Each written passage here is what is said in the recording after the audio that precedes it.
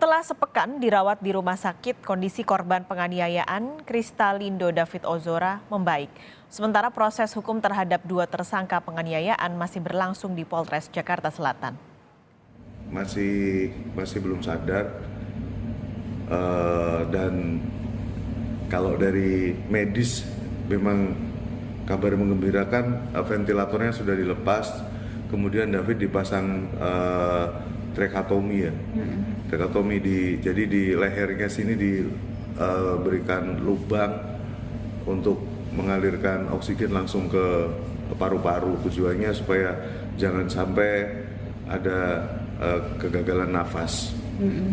Ya mudah-mudahan bisa cepat sadar, kita semua menunggu kondisinya supaya ya bisa kita bercanda-canda lagi.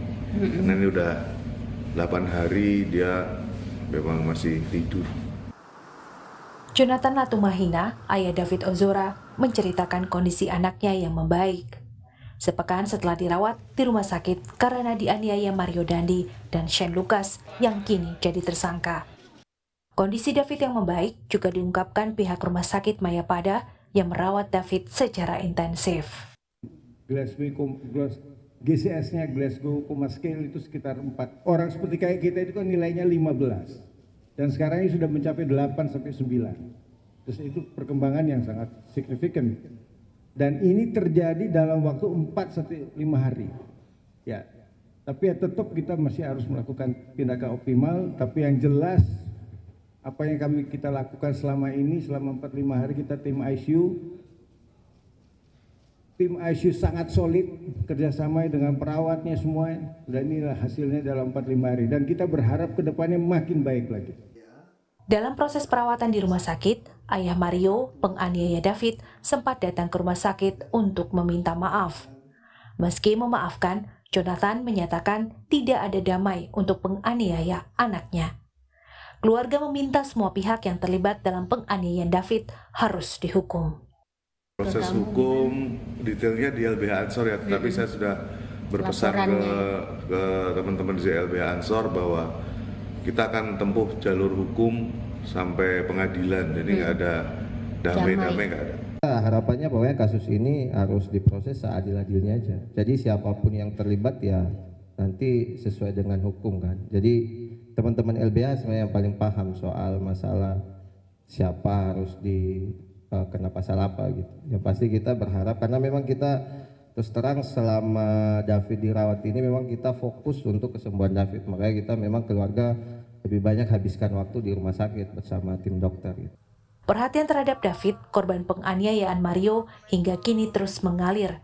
Setelah Sri Mulyani, Selasa kemarin, giliran Menko Polhukam Mahfud MD menjenguk David.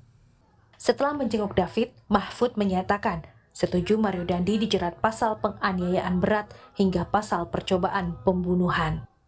Oleh sebab itu dalam kasus ini kalau kita melihat aksinya yang begitu brutal tanpa peri kemanusiaan, saya mungkin agak setuju kalau diterapkan pasal 351 karena memang itu mungkin, tetapi saya akan jauh lebih setuju dan mendukung untuk mencoba menerapkan pasal yang lebih tegas untuk membuat anak-anak muda, untuk membuat orang tua mendidik anak-anaknya dengan baik, diterapkan pasal 354 dan 355. Saya minta aparat penegak hukum profesional, tidak boleh main-main, karena masyarakat sekarang gampang tahu, wah ini ada upaya menyembunyikan ini, ada upaya membelokkan ini.